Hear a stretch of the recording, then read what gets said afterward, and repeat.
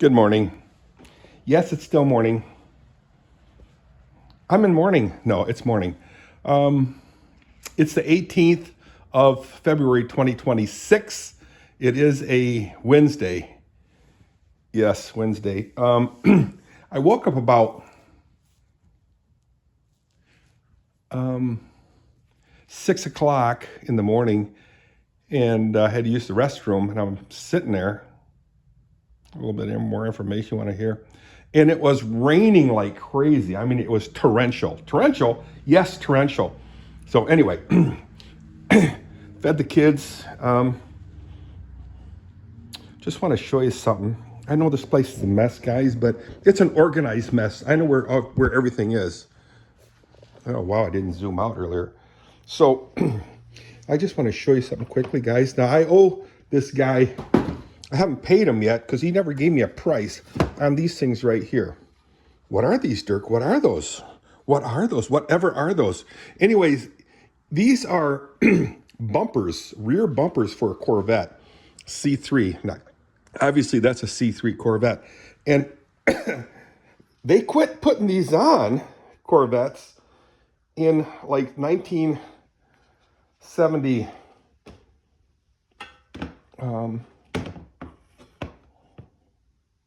4 or 5, something like that. You can look it up. Mid 70s. Because I'm not even sure. Oh yeah, well, the excuse me, excuse me, guys. But the C3, this is the C3 Corvette, started the first. I know I'm rambling, stumbling on my words. C3 Corvette was 1968. How do I know that? Well, when I was a child, a young man, Bob Elma, a friend of ours, his dad bought a C3 Corvette, a black one, in 1968, and that was the first year they made the C3, the Stingray style. Yes, Stingray. Well, I don't think I need the scarf today.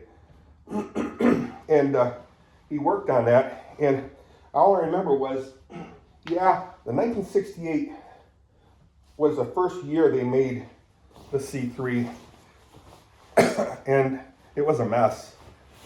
It was all a hodgepodge of pieces, and you could tell where the seams were on the body. So, anyway, we worked on that car forever, got it done, and then his dad took it and sold it, I think. Anyway, obviously it had the bumpers on there. This is a 1981 Corvette. 1982 was the last of the C3. And like I said, in 1974, 5, something like that, 6, they got rid of the bumpers. First they got rid of the front, and then they got rid of the rear. So 81 doesn't have bumpers, but I'm gonna put a set of bumpers on this car. What? Sounds weird. Hey, yeah. Weather-wise. So forecasted today that we had a low of 40.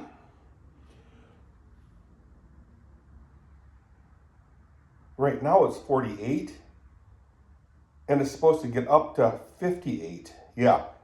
It's supposed to get up to 58 today. Are you kidding me? No, I kid you not. I'll try to grab the camera without shutting it off, guys, because the sad thing is so many times I'll grab the camera and I'll inadvertently shut it off. Boo hiss. I know. Let's turn the light out.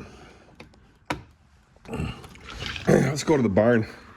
I know these videos are starting to get boring because it's always the same old. Hi, kitty. Hi, kitty. Get to say hi to the cat. Look at that. All the snow is almost gone. Wow. It's amazing. You know what? I am wondering if today will be the day that my hose will be thawed out. What? Yeah, my hose. Whoa. It's slippery. I wonder if my hose will be... Look at how much snow was gotten rid of, guys. I wonder what my pond looks like over here. My pond is actually a puddle. Yeah, right here. Look at the fence posts. I mean, they're like 4 feet tall. And you can see the far side. The posts are almost underwater. Yikes. Yikes. Yikes. Guys, I have so much to do in this yard. Someday it'll be wonderful. Someday. Obviously, I'm not in any hurry. But I'm just having too much fun, guys. So let's say hi to the horses. Then I'll put you guys away. The plan is I want to meet up with Zane for lunch today. Zane van Middelkoop, my mechanic extraordinaire. Good friend of mine. Ours, friend of the family. And his family. He's got 3 kids. Yeah, I gotta fix this whole deck, guys. I'm gonna replace the whole thing with new wood. Oh, come on, kitty. There you are, sweetie. Good kitty. Got plenty of water, too. Yep. So, look at that. Hi, sweets. How y'all are, huh? How y'all are? So, it's kind of odd because last night I come in here and Lucia, which is the middle horse, didn't eat hardly any of her hay. Let's see if she ate some. Yeah, she ate quite a bit. Hi, sweets. How are you, huh? How are you? You're such a pretty girl. Let me let you out. Get the shovel and start cleaning your stall.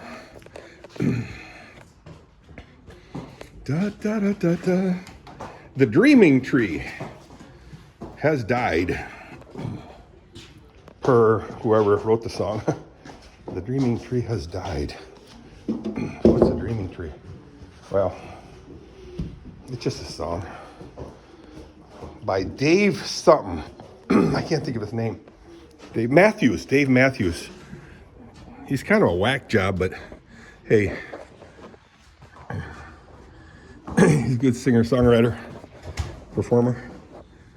What's that noise? So, guys, plan for today is,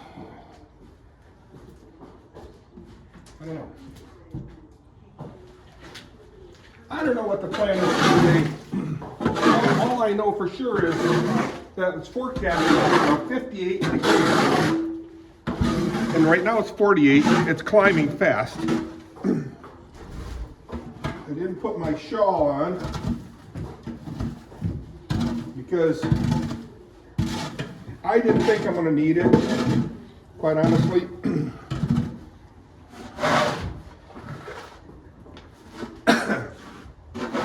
Let's do kind of a name drop. There's a guy by the name of Joshua Farmer. Joshua Farmer, he's originally from eastern part of Michigan.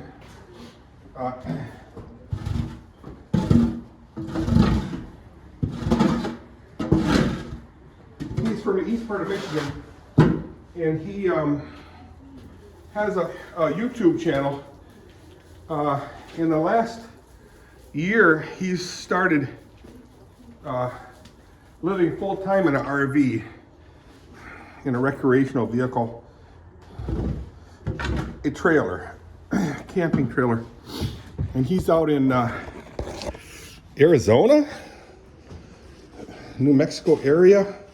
I don't know exactly where, but I've been kind of following him now. He's had some unfortunate occurrences in his life, I guess. Personalities, clashes, and come on, get in your stall, sweetheart, all the way. Good girl. That's my sweetheart. That's my sweetheart. But anyway, he, like I said, I've been following him, and he bought, look at how fat this girl is. Are you complaining? You're the one that's doing it to her, Dirk. She's huge. It's all fat. Let me set you up here. I got to get the a bale of a sack of wood shavings because it's starting to empty out here. Anyway, Joshua, farmer, how you doing, Josh? Anyway, he's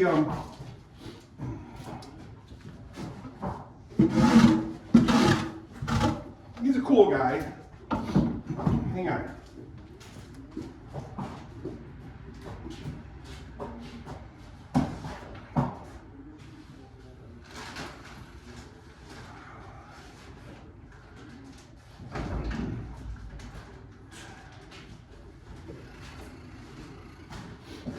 He's an all right guy. Just trying to do his best, I guess. Trying to be a good person, whatever that means. We all try to be good people, you know. We all fail at it, but we strive to be good people.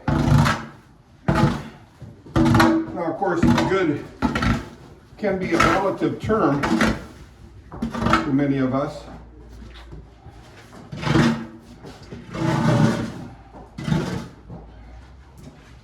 I believe my interpretation is to be good is to follow Christ and his example. We are not Christ, but we have Christ in us if we are. But we are united in Christ. So,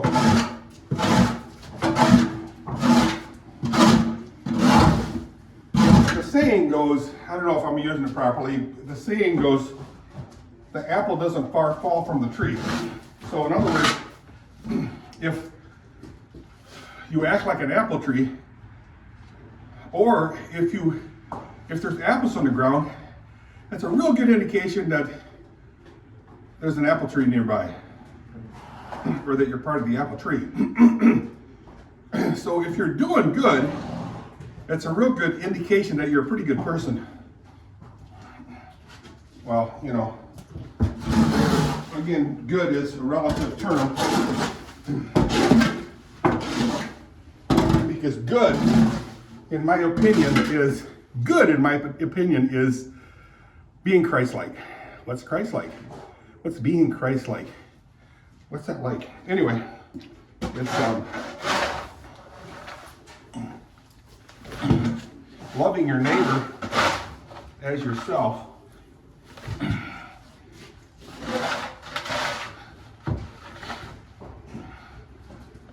Treating everybody with respect. Good people, bad people, your enemies and your friends, treat them all good. Doesn't mean that you invite or break bread with everybody, but it just means that we don't feel we're better than anybody else. In fact, because we know how we have to behave and then still don't behave that way, makes us worse. So trust me, we know how we have to behave. So to make it sure that you are saved or good, do good, or you will do good.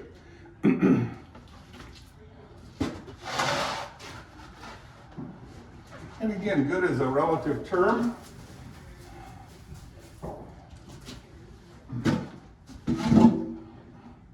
I say good can only be seen in the light of being like Christ, being like Jesus,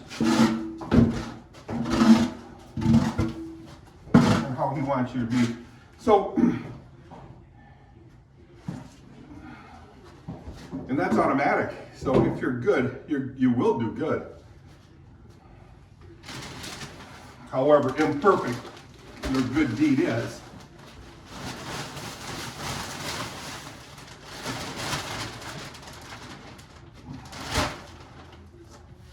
So, doing good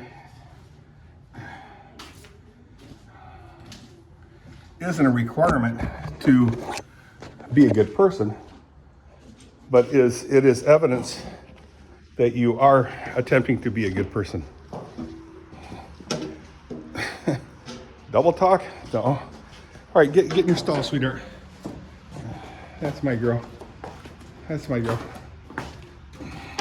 Oops, I left the bag in, sorry. There we go. Yeah, I'm gonna start backing off on their feed because they're like me, really, really way overweight.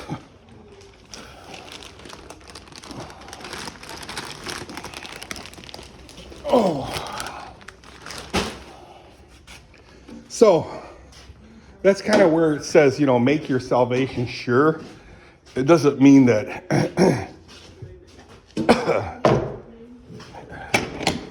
that it's you that made yourself saved, but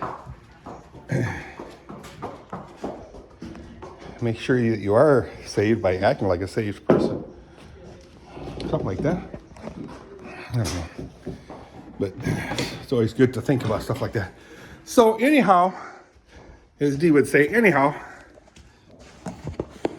I'm going to enjoy the day. I really am. I didn't take my meds. I'm not going to take it today. Why not? Well, my medication is for my high blood pressure,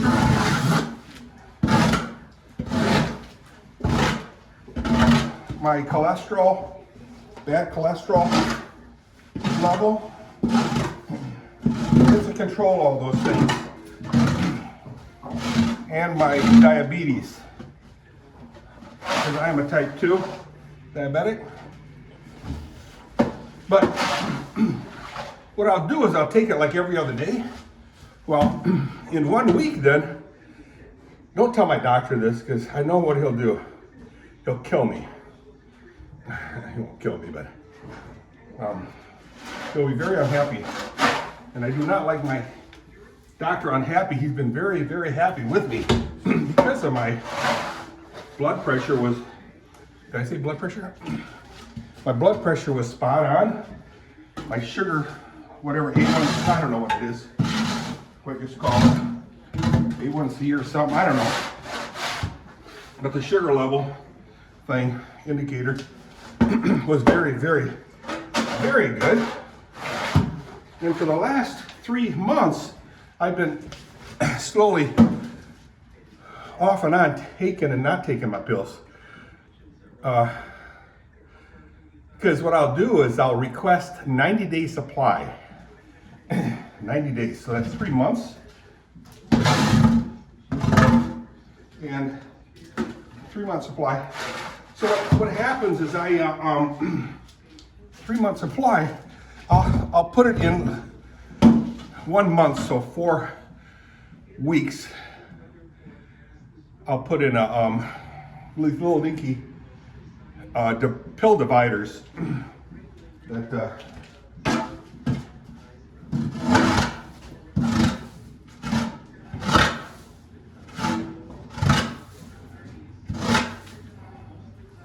divides it into days. Monday, Tuesday, Wednesday, Thursday, Friday, Saturday, Sunday. Some days. And